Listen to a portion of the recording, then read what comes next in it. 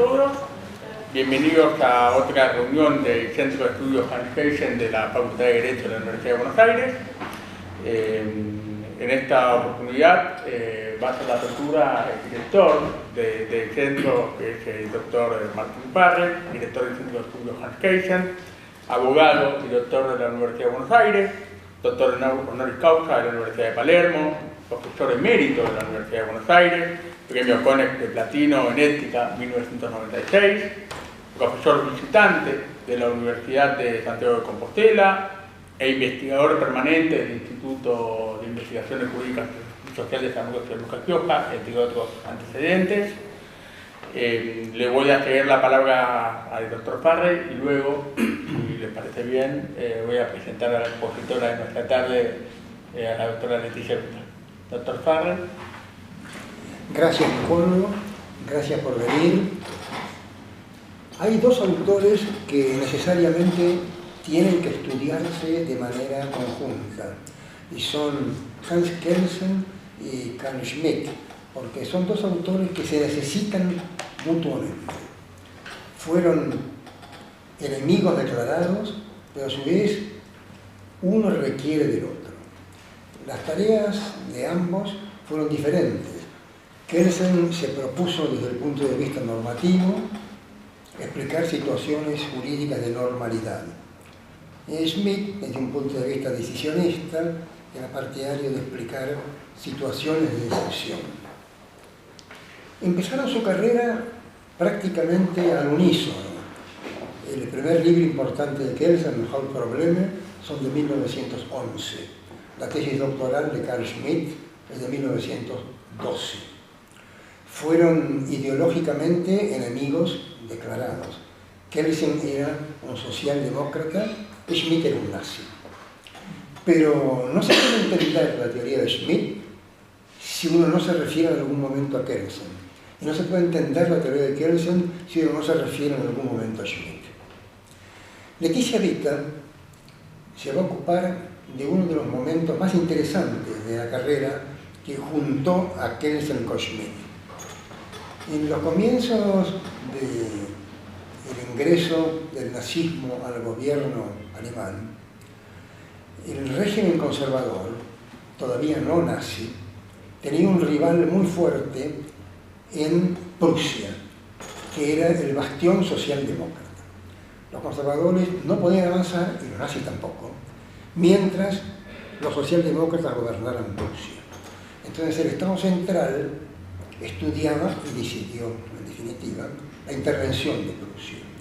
La intervención de Prusia pavimentó el camino para la llegada de Hitler al poder. Los socialdemócratas resistieron ante los tribunales la intervención. Y ese juicio es uno de los más interesantes desde el punto de vista constitucional y desde el punto de vista filosófico. Tuvo la virtud de unir a tres talentos. El abogado de Prusia era el gran filósofo político Hermann Hegel, que fallecería prematuramente muy poco tiempo después. El abogado del Reich era, obviamente, Carl Schmitt. Y el gran comentarista del juicio fue Hans Kelsen. Esto hace que el juicio tenga un inmenso valor académico. Desde el punto de vista jurídico fue un desastre.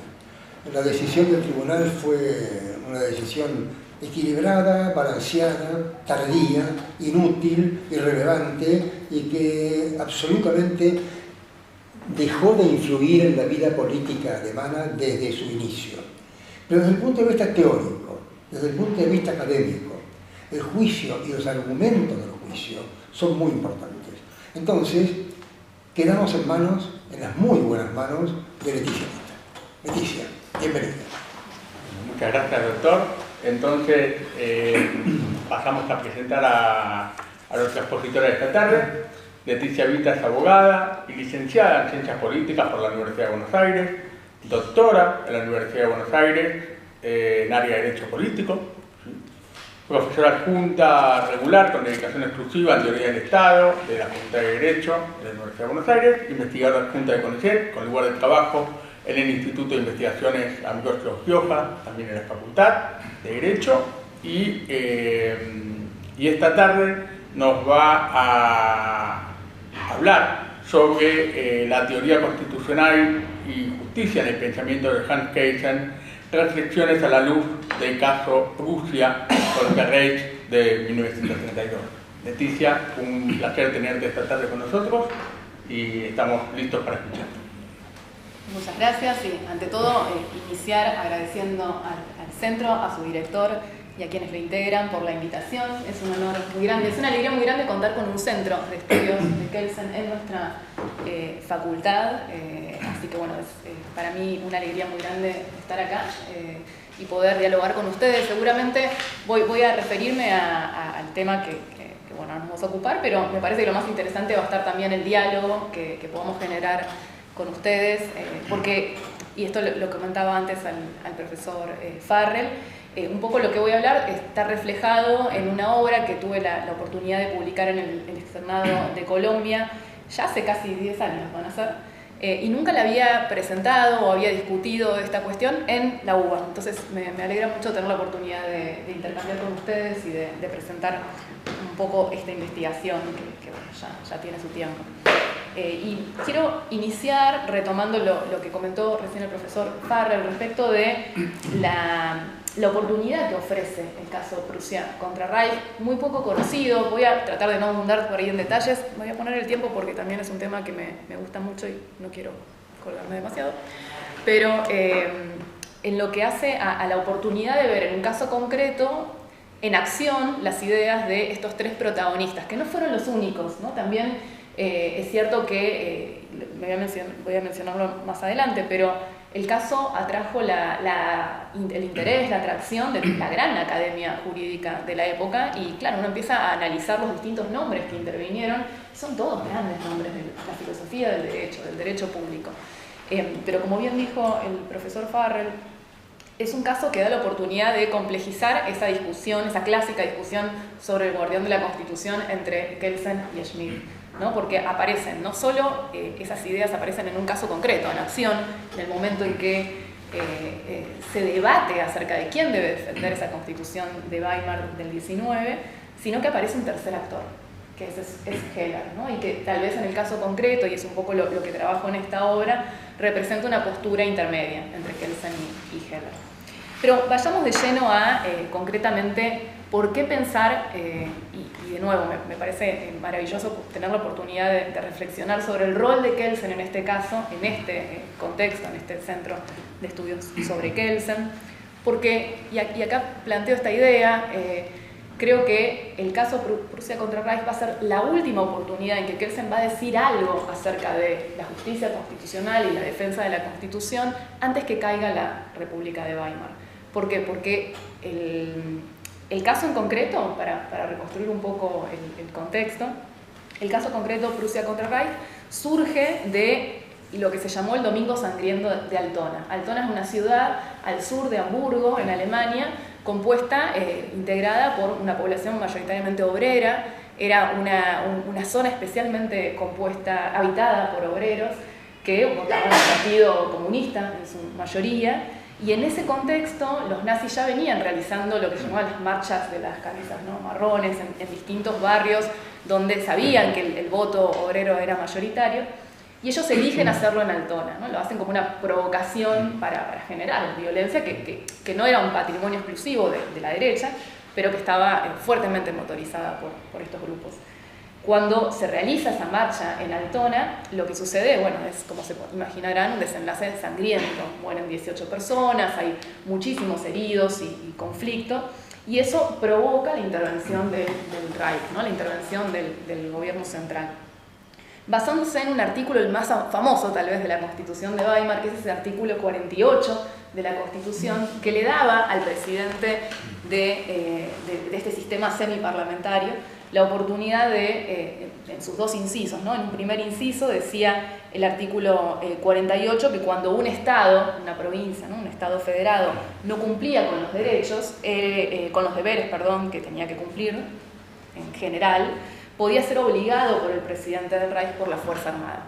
Y el inciso 2 lo que decía es que cuando estuviera en peligro, ¿no?, un poco así genéricamente también, alterados gravemente o en peligro la seguridad y el orden público, el presidente también podía tomar medidas, concretamente con la fuerza pública y suspender algunos derechos fundamentales.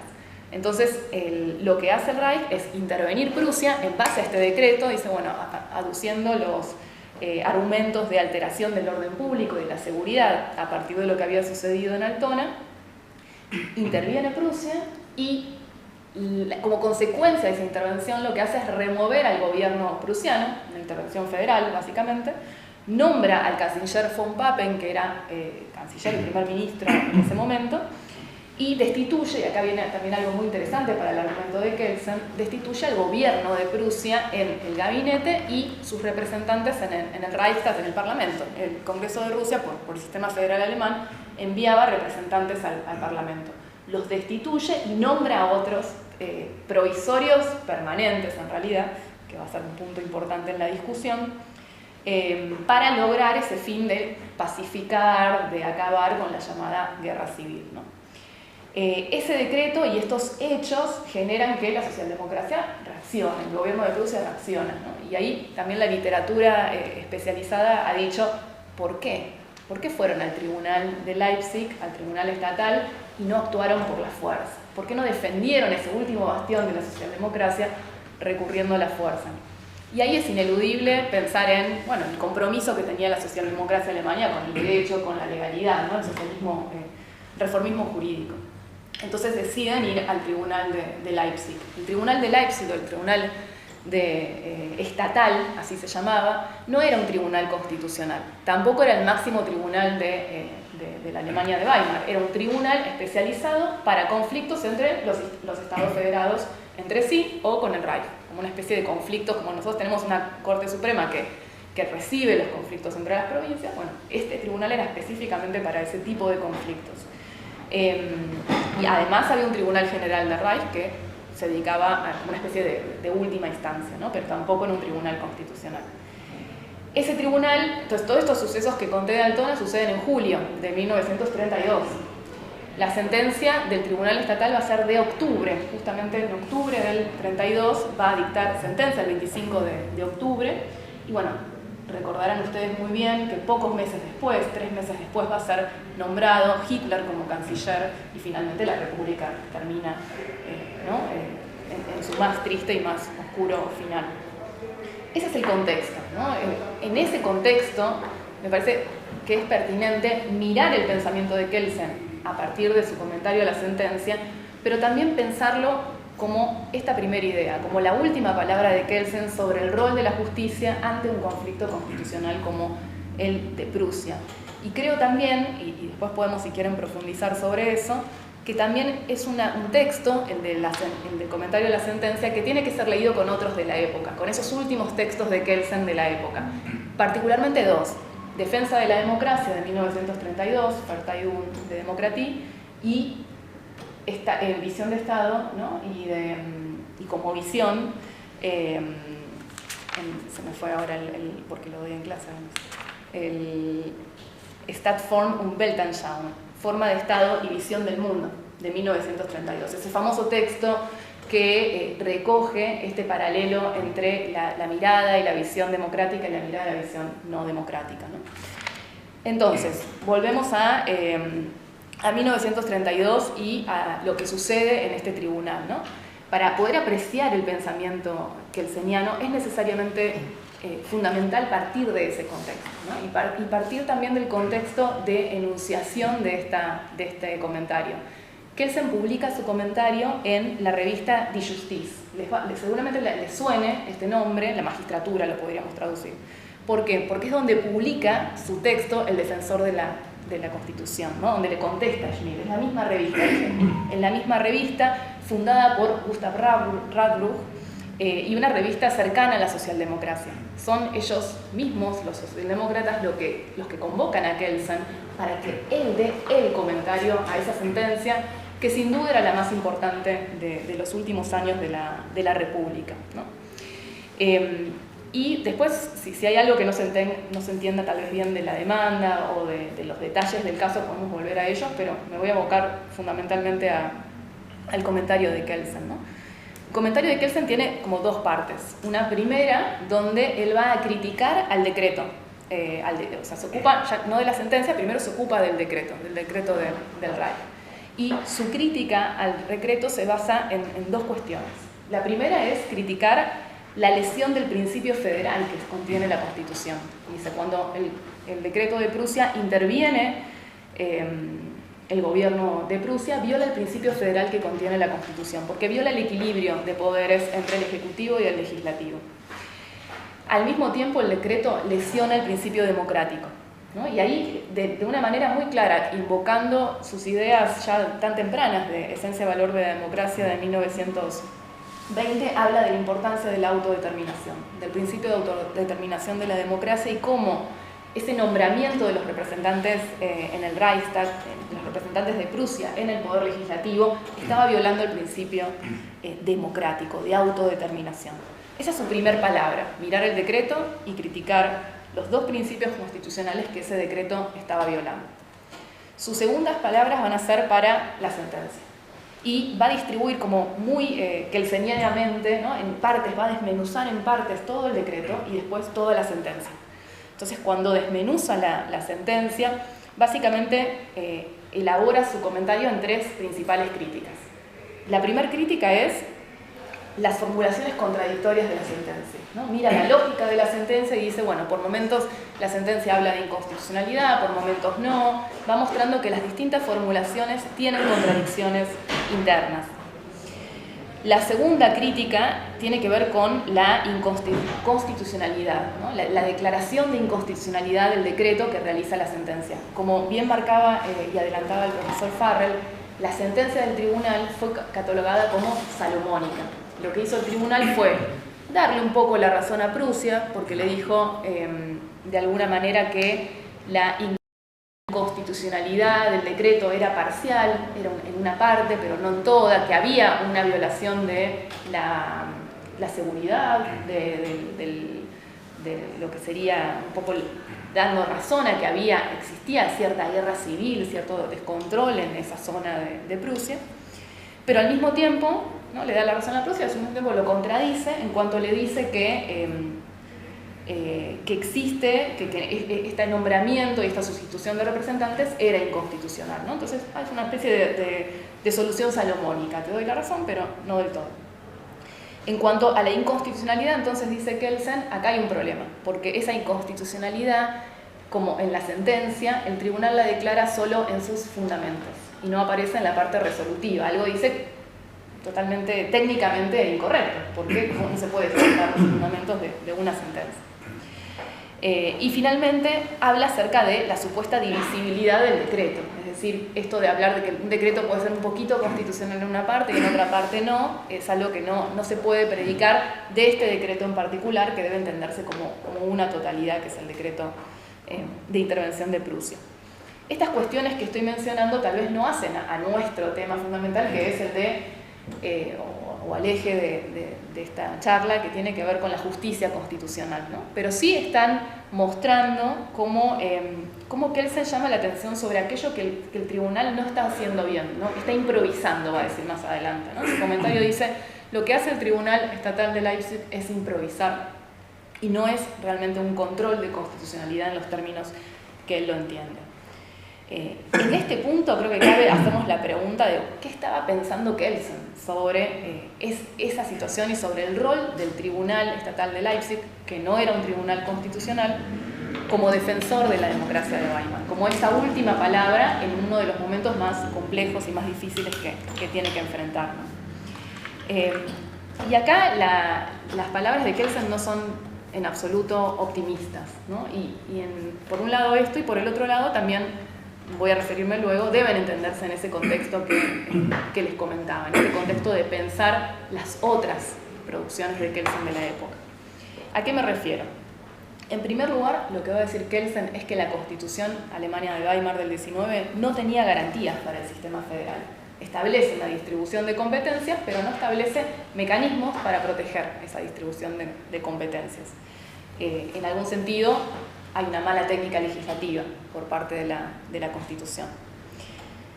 Al mismo tiempo, y acá viene tal vez la idea central en relación a la justicia constitucional, lo que va a decir Kelsen es lo que le falta a la Constitución de Weimar es el diseño de un tribunal constitucional.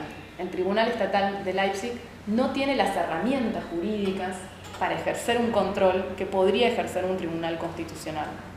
Kelsen está decepcionado por el rol de este tribunal, ¿no? Es un tribunal, dice, que improvisa, es un tribunal que improvisa, que en realidad termina aumentando la confusión, termina incrementando alguna parcialidad, buscando un punto medio, ¿no? Y aquí me permito hacer una pequeña mención, tal vez, o alguna referencia a la justicia en tiempos de Weimar, ¿no? Yo dije que no era un tribunal constitucional, concretamente el tribunal estatal, sino consistía en un tribunal para resolver estos conflictos concretos. ¿Quiénes integraban este tribunal, ¿no? Y en este trabajo que les comentaba tuve la oportunidad también de rastrear esos distintos perfiles, que más allá de como ustedes conocerán bien, ¿no? En la obra de Kelsen hay una mirada acerca de quiénes son esos jueces constitucionales o quiénes lo deben ser, ¿no? Y en el caso concreto del Tribunal Estatal es interesante pensar a esos jueces como parte de una justicia de la República de Weimar heredada del sistema anterior, heredada del imperio, ¿no? Frenkel, un autor que se va a ocupar de la justicia en concreto en la República de Weimar, va a hablar concretamente de la Klassenjustiz, la justicia de clase, de una justicia formada y pensada desde un sistema que no era democrático. No eran jueces que se habían formado y que defendían la democracia. Incluso van a ser jueces que van a denominar como jueces ciegos del ojo derecho, ¿no? Porque era una justicia ciega del ojo derecho, porque siempre a quienes condenaban y a quienes juzgaban eran a los militantes, a los representantes de la izquierda, ¿no? Entonces, a esos jueces, Kelsen, como sabemos, también quienes hemos abordado por ahí otras obras de Kelsen, no es ciego al poder, no es ingenuo a lo que sucedía en esa República de Weimar de 1932.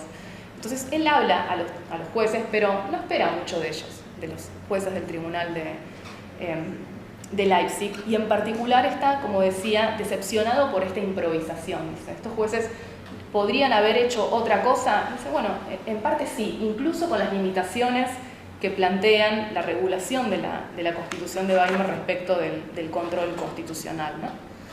Y en ese sentido, los cuestionamientos de Kelsen, insisto, a la sentencia son varios, son formales por un lado y por el otro de fondo, ¿no? Y yo creo que los de fondo tienen que ver y se refieren concretamente a esta falta de un tribunal constitucional, ¿no? A la falta de un diseño que garantice, en última instancia, un control al poder político, ¿no? Para que tengan un ejemplo concreto, en la regulación de este Tribunal Estatal de Leipzig, que establece la Constitución de Weimar en el artículo 19, establecía que la sentencia de ese tribunal tenía que ser ejecutada por el presidente, por el poder ejecutivo.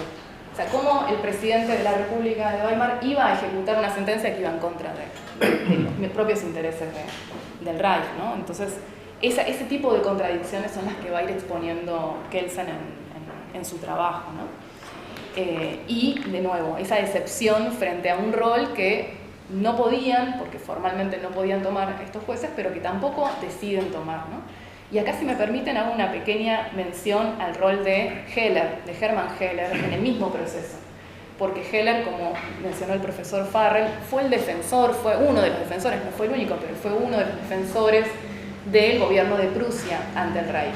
Y como seguramente ustedes conocen muy bien, Heller representa una mirada acerca del poder y del derecho, donde esa conexión entre poder y derecho, dialéctica, ¿no? En diálogo constante, está muy presente, y él sí le plantea en la cara, porque además fue defensor y lo estuvo frente a él, a los jueces, les plantea que era el rol, cuál era el rol que ellos tenían que cumplir en esos tiempos de la República, ¿no? Y se los dice de manera explícita. Si bien la Constitución les daba ciertas herramientas, hasta donde llegaban, los jueces podrían haber hecho mucho más. En vez de esa solución salomónica, podrían haber adoptado una posición más radical, ¿no? De declarar la inconstitucionalidad total del decreto y del nombramiento de estos representantes en el Reich, ¿no? Algunos autores, por ejemplo, para que sepan también las repercusiones de la época, ¿no? Después de la sentencia, concretamente, por ejemplo, hablaron de cierto impacto que tuvo esa sentencia en los pocos meses de vida que le quedó a la República de Weimar. En concreto, seguramente recuerden que von Papen no va a ser el último canciller, el último primer ministro, va a ser depuesto poco después, por von Schleicher, si no pronuncio mal, y luego sí, va a venir Hitler poco tiempo después, ¿no? Pero ese costo político que tuvo Prusia sí existió, pero no fue suficiente para salvar la República, ¿no? Como dice por ahí el profesor Álvarez, ¿no? De España, es una república sin republicanos es difícil que alguien la salve, ¿no? Pero en concreto, volviendo en este caso a Kelsen, la idea que me gustaría también traer para conectar este caso y este episodio de Prusia contra el Reich del 32 con la obra de Kelsen es ponerlo en lectura y en diálogo con estos dos textos que mencioné antes, tanto defensa de la Constitución como forma de Estado y visión del mundo. ¿Por qué? Porque, por lo que acabamos de comentar, nos podríamos quedar con ese sabor amargo de, bueno, Kelsen en su comentario realiza técnicamente un análisis muy crudo y muy realista. La Constitución de Weimar termina, de hecho, en su comentario, publicado en Die Justiz, diciendo: a pesar del justo medio buscado por la sentencia del Tribunal Estatal, la Constitución de Weimar no fue salvada. O sea, el realismo y el diagnóstico que hace es muy específico. La Constitución no fue salvada y efectivamente poco quedaría de ella en los meses subsiguientes. Y sin embargo, yo quiero de alguna manera salvar en ese compromiso que tenía Kelsen con la democracia el aporte de este comentario, ¿no? Para que también lo pongamos en contexto, Olechowski, quien es uno de los biógrafos ¿no? más recientes de Kelsen, cuenta que en esa convocatoria que le hacen a Kelsen para hacer el comentario a la sentencia por parte de la revista Die Justiz de los socialdemócratas, hubo una decepción muy grande cuando leyeron el comentario, hasta tal punto que la revista publica el comentario de Kelsen e inmediatamente después un epílogo anónimo, pero era de la editorial de la revista, muy crítico.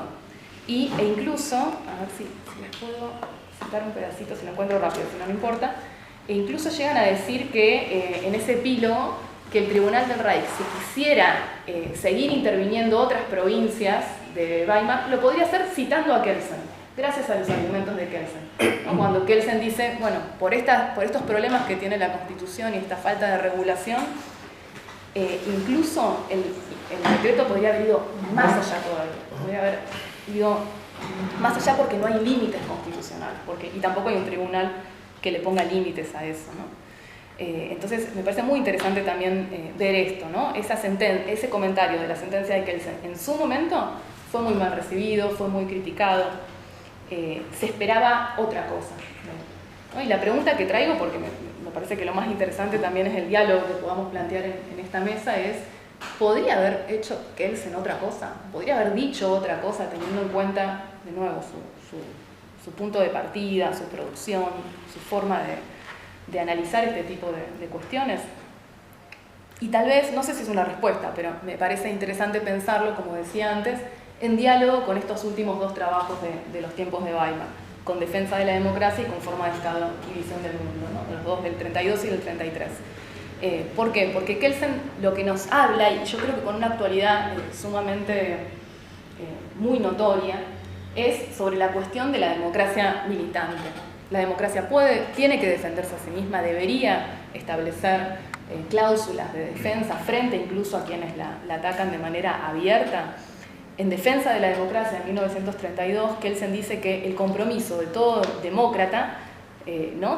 Tiene que llegar hasta tal punto que incluso cuando ya sabe que va al fracaso, que la democracia no tiene salvataje alguno, incluso tiene que seguir defendiéndola, ¿no? Sabiendo que incluso no hay ningún tipo de solución posible, ¿no?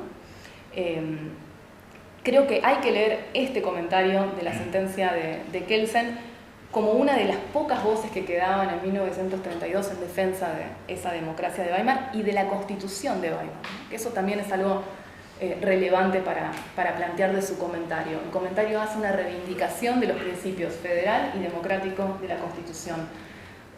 En el texto en Verteidigung der Demokratie, en defensa de la democracia, él va a hablar incluso de la Constitución de Weimar en contexto de otras constituciones de la época. Y la va a llamar algo así como la constitución más rica en derechos de ese momento, ¿no? Es una defensa de la Constitución y del principio democrático y federal.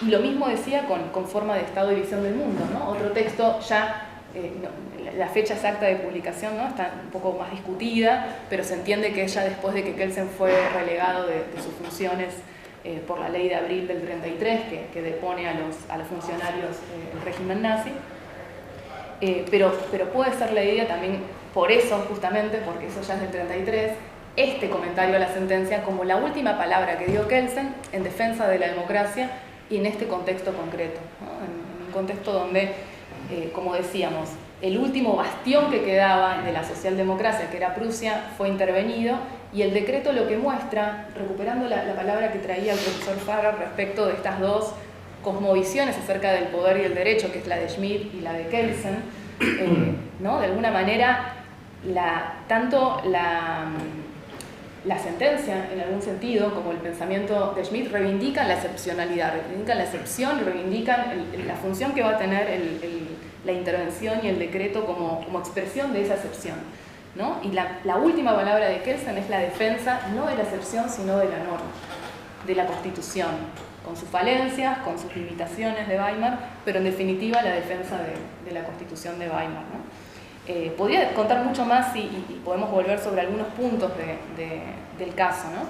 Pero si quieren, para contar también eso de las repercusiones que tuvo esta sentencia y el caso en sí, hasta el propio Schmitt se sintió decepcionado, ¿no? Por eso no se conoce tanto, pero Schmitt llevó a cabo un diario de notas durante todo el juicio que tuvo lugar en Leipzig, y también es muy interesante porque el libro de notas que está publicado en alemán incluye, en esa época había daguerrotipos, ¿no? Como imágenes, como si fueran fotos tomadas de la época, pero eran dibujos. Y él en ese diario cuenta que estaba muy decepcionado por el tribunal, por este punto medio, ¿no? Por esto de buscar dar la razón a uno y al otro. En definitiva, los dos se van un poco decepcionados, tanto Kelsen como Schmitt, ¿no? Y creo que por eso vale la pena detenernos en este capítulo tan poco conocido, como decía, y no es por tirarme flores propias para nada, pero tuve la oportunidad, gracias a muchas personas que también me apoyaron y a tener la posibilidad de estar en un instituto como el Max Planck de Frankfurt, donde pude profundizar algunas de estas cuestiones, en traducirlo por primera vez al español. Hace poco se acaba de traducir al portugués, y bueno, y en inglés hay algunas partes del juicio, pero tal vez es uno de los casos más documentados de que existen, y eso también habla mucho de la riqueza de la fuente, ¿no? El caso de Prusia Reich, están no solo las audiencias todas transcriptas, como dije, el diario de Schmitt mientras él era defensor de Prusia, del Reich. Hay muchísima documentación sobre el caso, pero hasta hace poco es muy poco lo que conocíamos de ella, más allá de unas menciones de David Dissenhaus en su clásico libro sobre Schmitt, Kelsen y Heller en inglés. Entonces, creo que pensando para quienes nos interesa Kelsen y su pensamiento, este capítulo en particular del caso Prusia Reich es un capítulo para mirar, porque, me quiero quedar con esta palabra, es probablemente lo último que Kelsen pudo haber dicho sobre la justicia constitucional en ese contexto, en el contexto de Weimar, en el contexto de alguien realmente comprometido por ese sistema, por esa constitución y por esa justicia. Y me voy a quedar acá para escucharles a ustedes y generar más diálogo.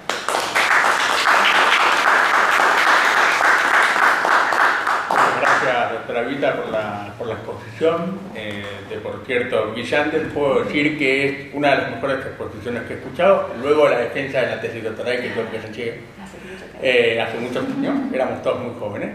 Pero bueno, la felicito por la exposición, y antes de abrir a preguntas, pasarle la palabra al doctor Farrer, que es nuestro director, o el señor decano que nos acompaña hoy. Bueno, quería comentar más o menos, tendríamos unos 15, 20 minutos para preguntas, y bueno, le dejo la prioridad y alguna devolución o reflexión al director del centro. Primeramente felicito a Leticia. Quería hacer dos comentarios. El primero es que la posición de los tres autores más famosos involucrados en el juicio es diferente. Schmitt y Heller podían permitirse argumentos de tipo político porque estaban abogando. Eran abogados del rey y abogados de Prusia, pero a Kelsen se le pide otra cosa cuando le piden el comentario. No le piden que sea un partisano, le piden que sea un académico, no le piden que sea abogado litigante de las partes, le piden que sea un profesor que comenta. Entonces, las críticas por la falta de celo o por la falta de parcialidad de Kelsen son injustas, porque lo que le están pidiendo es imparcialidad, es un comentario imparcial sobre el resultado de la sentencia. Por supuesto que ese comentario tenía que decepcionar a los editores de la revista, pero una revista de la socialdemocracia, porque Kelsen no estaba escribiendo como abogado de un partido político, estaba escribiendo como un profesor de derecho, que de todos modos era socialdemócrata, que son dos cosas distintas. El segundo comentario es este. Kelsen y Schmitt debatieron famosamente sobre el defensor de la Constitución. Y la polémica está recopilada en el libro ¿Quién debe ser el defensor de la Constitución? Y Kelsen defendía la creación del Tribunal Constitucional que ya había propuesto y establecido en la práctica la Constitución austríaca, mientras Schmitt creía que el artículo 48 en realidad indicaba que el defensor tenía que ser el presidente del Reich. Y yo creo que los dos tienen parte de razón y que una mezcla de ambas teorías permitiría defender mejor la Constitución. Cuando hay que adoptar una medida decisiva preservando la Constitución, el Poder Judicial no puede hacerlo, por la sencilla razón de que mantiene procedimientos muy lentos, son cuerpos colegiados y que están acostumbrados a demorar.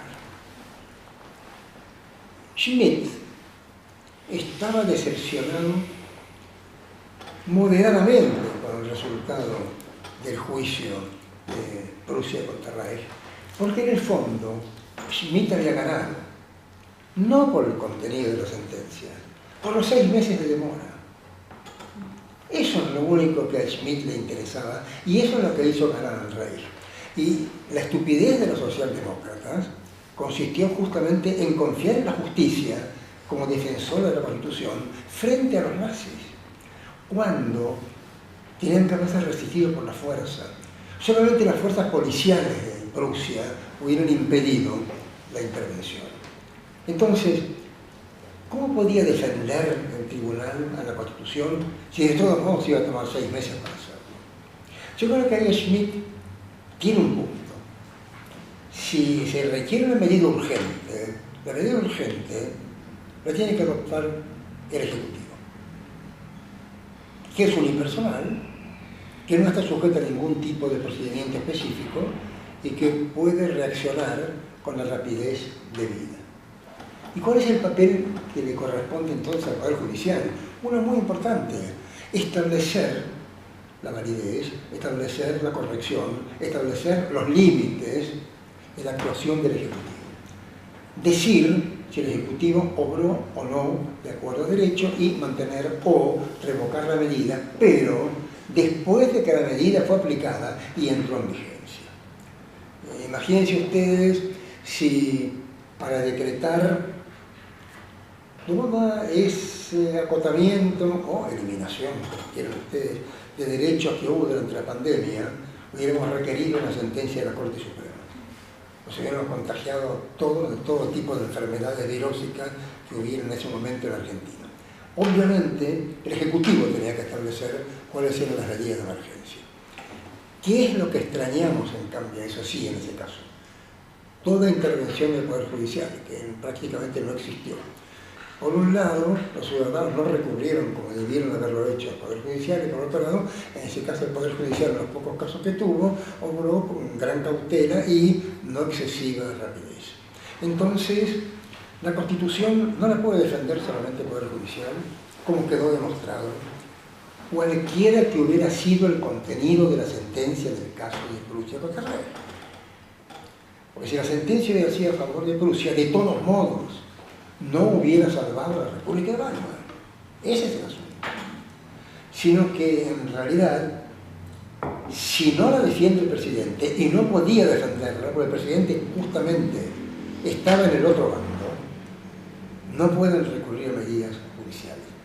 Por supuesto, ustedes no pueden imaginarse a un normativista como Kelsen diciendo que la Constitución se defiende por las armas. No está previsto en la teoría pura, no iba a decir semejante cosa. Pero es que la República de Weimar no la podían defender los kelsenianos. Ese era el punto. La República de Weimar solo podía ser defendida por personas que aplicaran la ideología kelseniana junto con los métodos schmittianos. Y eso es lo que hubiera salvado a Alemania de Hitler. Ese es mi comentario, mi breve.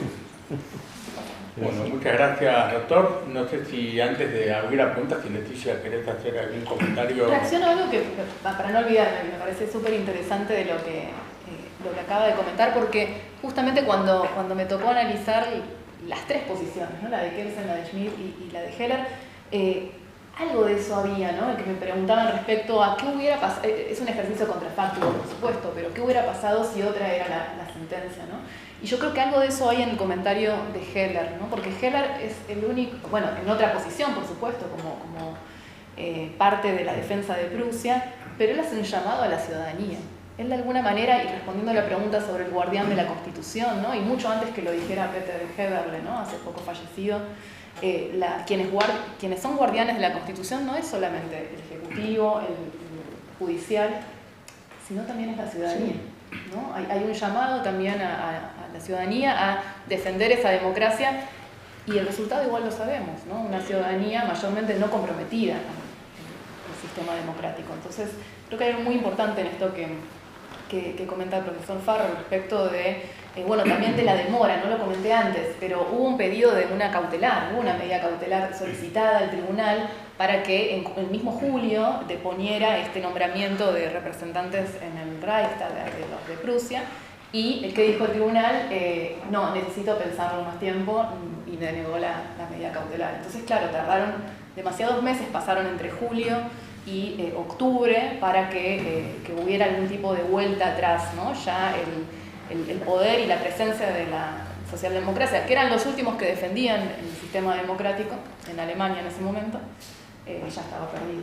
Entonces, de todos modos, respecto de los comentaristas de la revista y del epílogo, es muy fácil para nosotros decir, bueno, en realidad la sentencia tiene esta y esta deficiencia, porque lo están comentando en el 32.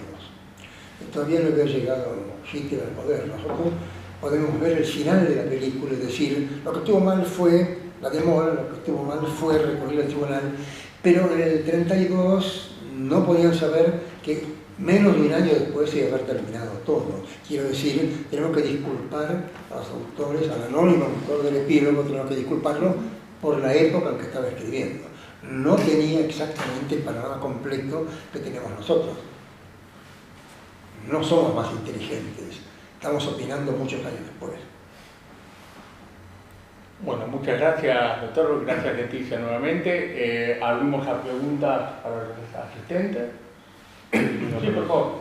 Tenía una pregunta para Leticia, si pensaba que la demora que menciona el profesor Farrell del tribunal, o incluso el contenido de la sentencia del tribunal, en definitiva no es una actitud política que da el Poder Judicial como poder de gobierno para pacificar a la República, dándole primacía al orden nacional, siguiendo el espíritu de la teoría de la adecuación de Ollanarte, por ejemplo, que ve esa idea de que el Poder Judicial debe adecuarse a los gobiernos para acompañar al cogobierno de la República, siempre dentro del Estado de Derecho, y que incluso sugiere Karl Lowenstein cuando habla de que es un obstáculo la división de funciones del poder.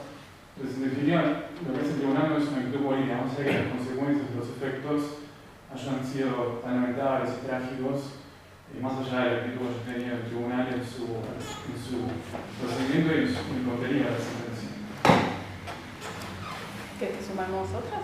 Yo le quiero sumar una también, pero si quieres. Podemos contestar una a una y... Dale. Gracias por la pregunta.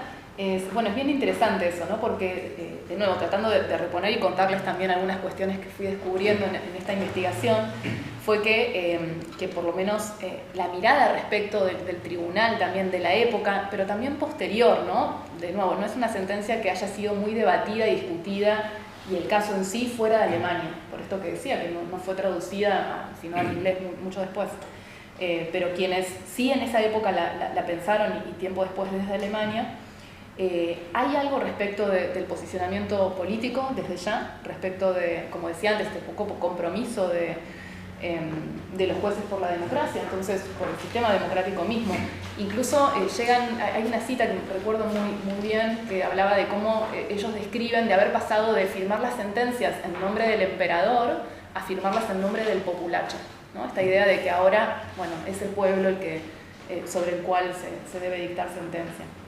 Entonces, sin duda, hay una diferencia en la actitud política, posiblemente, y refiriéndome a los comentarios de la época, claro, hay quienes decían o quienes defendieron de alguna forma la posición de los jueces, porque, como bien marcaba recién también el profesor Farrell, esta idea de que lo que se venía se consideraba que se podía controlar, ¿no? La idea de que cuando se nombra a Hitler se pensaba que era una forma de controlarlo. O sea, si es canciller lo vamos a poder controlar, vamos a poder limitarlo con el derecho.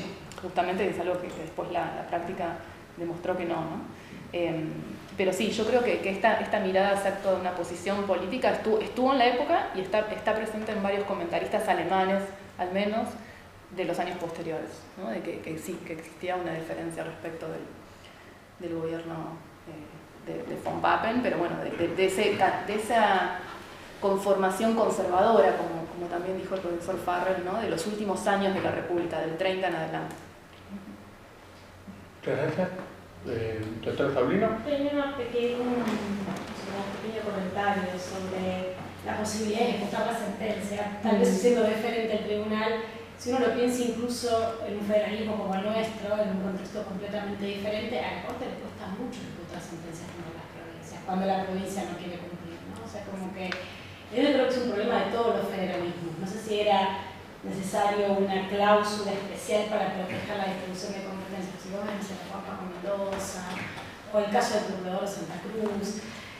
O sea, la Corte no puede hacer mucho más que insistir a la provincia en que ejecute cuando se topa con que la provincia se resiste. Bueno, en el caso del procurador Santa Cruz termina pidiendo al Congreso que intervenga a la provincia, lo cual no sucede. Entonces creo que también la posibilidad de ejecutar sentencias para proteger la distribución de competencias en un sistema federal no es sencillo, incluso en un contexto democrático como el nuestro. Creo que es un problema del federalismo más global y no necesariamente tal vez de la Constitución de Weimar. Y trayendo solo ahí unas palabras de Kelsen que están en un comentario, él habla de la falta de garantías en la propia Constitución respecto del federalismo. O sea, dice, hay una distribución muy clara de funciones entre las provincias y el Estado, ¿right? Pero cuando se incumplen, no hay mucha solución a eso. O sea, no hay garantías específicas porque no hay un tribunal, estaba el tribunal estatal, pero dice, no tiene dientes en la Constitución para esa defensa. Pero claro, es súper interesante porque, de nuevo, más allá de que en concreto está, ante el caso de conflicto, quien desempata, quien ejecuta es el presidente, tiene que ver también con la propia concepción del diseño del sistema semipresidencialista de Weimar. La idea de que el presidente es un poder neutral, apartidario, que no a diferencia del presidencialismo, por ejemplo, argentino, que no es elegido por partidos, sino es elegido de manera directa por el pueblo, pero también en la época y contextualizándolo era, ¿no? Hindenburg, un presidente envejecido, muy influenciado por el círculo cercano a Hitler. Poco cabía de esperar de él en cuanto a esa defensa. ¿Alguna otra pregunta? Yo le puedo. No, le quería pedir, Leticia, por favor, gracias y felicitaciones por aceptar la invitación y por la exposición que nos brindaste. Que vos dejaste ahí una punta de aviso, una nota al pie que yo te le voy a pedir si la puedes ampliar, la de la conformación del Tribunal de Leipzig y alguna caracterización, vos hiciste una genérica, pero si querés ejemplificar con alguno de los integrantes para dar una dimensión un poco más específica de esa característica que vos señalaste como jueces anclados en el régimen anterior, en el régimen. Muchas gracias por la oportunidad. Voy a ir porque no me acuerdo de memoria tampoco todos los nombres, pero me acuerdo que cuando tuve que reconstruir también el caso y los distintos protagonistas, Sí. Fue un capítulo especialmente interesante, ¿no? Porque encontré también mucha literatura de la justicia de Weimar, específicamente dedicada al capítulo importantísimo. Y acá nuevamente es lo que pasa con todos los clásicos, ¿no? Cómo estas obras también hablan sobre el presente y en concreto cómo esos jueces de los tiempos de Weimar tuvieron un rol súper importante en el capítulo posterior, ¿no? Un capítulo tal vez en Alemania muy trabajado, que es el rol de la justicia en tiempos del nazismo, ¿no? Estos jueces, hay una continuidad entre los jueces nombrados por el imperio, obviamente no las generaciones, pero que fueron nombrados por el imperio, que estuvieron en Weimar y que tuvieron una función importante en los primeros años del régimen nazi, ¿no? Y la composición del tribunal estatal también es particular, porque no era un tribunal de jueces que solo pertenecían a esa institución, sino que se conformaba eran representantes de otros tribunales que conformaban el Tribunal Estatal del Reich, ¿no? Estaba ligada al Tribunal Supremo del Reich, que era como una especie de Corte Suprema, pero era el máximo tribunal en materia civil y penal, con tribunales administrativos. O sea, había un juez que era la máxima cabeza del tribunal administrativo, formaba parte del Tribunal Estatal de Leipzig. Un juez o unos jueces que eran del Tribunal Supremo Reich formaban este otro tribunal, ¿no? No sé si se entiende la idea, no eran jueces nombrados solo para el Tribunal Estatal. Y estaba compuesto por el presidente era Erwin Bumke, y el resto eran jueces de estos otros tribunales, ¿no? No eran jueces, quiero decir, especializados, sino eran jueces que provenían de otros tribunales superiores. La sede era, como dije, en Leipzig. Lo menciono porque es una ciudad que está cerca de Berlín y eso también tiene que ver con los juegos políticos en ese contexto, ¿no? Porque todo pasaba por Berlín, pero en esta época se va a mudar la discusión a Leipzig, ¿no? No lo mencionamos tampoco, pero es también interesante para el contexto que Schmidt acababa de publicar Legitimidad y Legalidad en 1932. No solo era el abogado de Prusia más famoso, tal vez, como con de alguna forma impronta en ese tribunal, sino que exitoso, acababa de lanzar su Legitimidad y Legalidad y sobre esas ideas va a hablar en el tribunal, ¿no? En ese contexto. Pero vuelvo a los jueces, ¿no? Y ellos, como dije, no se veían a sí mismos como defensores de la República, sino mucho más de esos valores y esos principios del antiguo Reich, ¿no? Como dije, del imperio, ¿no? Y era común que se refirieran a esa justicia muchos autores, y acá cito algunos, ¿no? Como politische Justiz, justicia política, o como Klassenjustiz, ¿no? Como justicia de clase. Y me refiero a Franz Neumann, seguramente les suene, recuerden ese nombre, porque es el autor de Behemont, es una obra fundamental para pensar el nazismo que se desemboca a partir de 1933, ¿no? Y el propio Gustav Radbruch, ¿no? Radbruch va a ser también una figura muy importante y muy crítica de la justicia alemana de la época. Él había sido ministro de Justicia. Exacto. De la República de Alemania. Exactamente, ese dato también es importante tenerlo en cuenta. Me olvidé traerlo, pero tuve la oportunidad de comprar un libro que Radbruch va a hacer una descripción de esa justicia y es un libro que se compone de una serie de ilustraciones, también de arregotipos, de caricaturas de jueces de la época, ¿no? Como burlándose de nuevo de esa justicia de clase, esa justicia ciega del ojo derecho, y la va a prologar ese libro y lo va a presentar Radbruch, ¿no? Pero bueno, esa falta de neutralidad también de esa justicia. Iba a decir algo sobre el presidente, pero ahora lo estoy encontrando. Pero bueno, eran fundamentalmente por sus edades y su formación habían sido formados en el imperio, ¿no? Entonces había muy poco compromiso con la democracia de Weimar. Y seguramente era un tribunal que casi no recibía sentencias, eso también es interesante, casi no recibía casos. Este va a ser uno de los pocos casos que recibe. Entonces también era en algún sentido novato a la hora de tener que decidir en estas cuestiones y más en este contexto, ¿no? le toca un caso más que importante. Del búnker das en una nota al pie, creo que sí. escribiste, das un par de datos curiosos de, por ejemplo, que se suicida cuando entran en Leipzig. Eso estaba buscando. Los americanos, sí. Acá tenés un glossador. A ver, Menos mal que tengo a alguien que nota al pie. Si querés la leo, sí. La persona de Erwin Bunke ejemplifica muy bien el caso de la justicia de Weimar. De familia acomodada y formada en un marco muy conservador, Bunke continuó siendo juez durante el etapa nazi. Cuando los americanos entran en Leipzig el 20 de abril de 1945, Bunke se suicidó. Y ahí hace una cita de un texto de Colme. Ahí está. Gracias. No, Exacto, ¿no? Ese era el tipo de perfil de juez, ¿no? Y entonces, en ese contexto, como bien dice el profesor, ¿no? O sea, tanto Schmidt como Heller, que los tienen frente a ellos, eran muy conscientes de eso también, ¿no? Y seguramente Kelsen también, porque Kelsen no era ningún ingenuo en ese sentido. Pero su rol en el comentario, claro, va a ser el otro, va a ser el de tomar, bueno, incluso, y también por eso yo decía leerlo mucho con defensa de la democracia, porque es el barco, él lo dice algo así, ¿no? Como ser defensor hablar de democracia en ese momento en Weimar es como ser un médico de un enfermo terminal. Creo que usa esa expresión, ¿no? Es como si vos fueras la médica a cargo de un paciente que se está muriendo. Ese es el rol que cumple Kelsen y el que él también se ve a sí mismo, ¿no? Yo estoy haciendo esto, soy el médico de un enfermo terminal, ese enfermo terminal es la democracia de Weimar. Muchas gracias. Una última cosa que quería decir como comentario, y es que si me preguntaran qué moraleja saco yo de este juicio, la moraleja es: no pueden confiar en el Poder Judicial si la causa requiere celeridad. Si se requiere rapidez, no pueden recurrir al Poder Judicial. Y en Argentina tenemos un ejemplo bastante similar. El 12 de octubre de 1945, el presidente Farrell destituye a Perón de su cargo de vicepresidente y lo arresta y lo confina en Martín García. A continuación, los opositores a Perón llevan a cabo una marcha de 500.000 personas en la ciudad de Buenos Aires pidiendo que el gobierno se entregue a la Corte. Mientras a su vez los peronistas están hartos y quieren simplemente que se libere a Perón. En otras palabras, nadie quería que siguiera Farrell. Los peronistas porque habían puesto preso a Perón, los antiperonistas porque no les gustaba tampoco.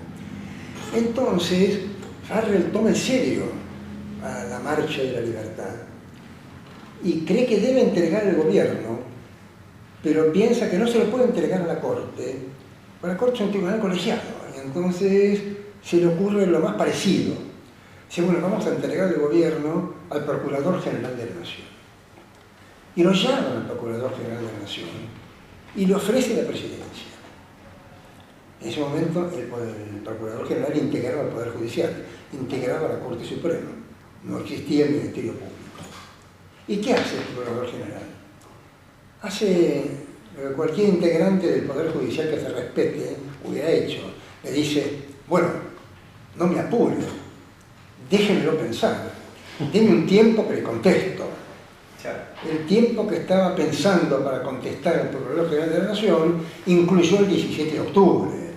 Después del 17 de octubre, la marcha del 12 de mayo, nadie quería entregar el poder al Procurador General de la Nación, de manera que si lo que querían era preservar al gobierno de Perón, lo peor que podían haber hecho era recurrir al Procurador General. La moraleja es: no confíen en el Poder Judicial si están apurados. Bueno, muchas gracias, doctor. Bueno, les pido por favor un aplauso para la expositora.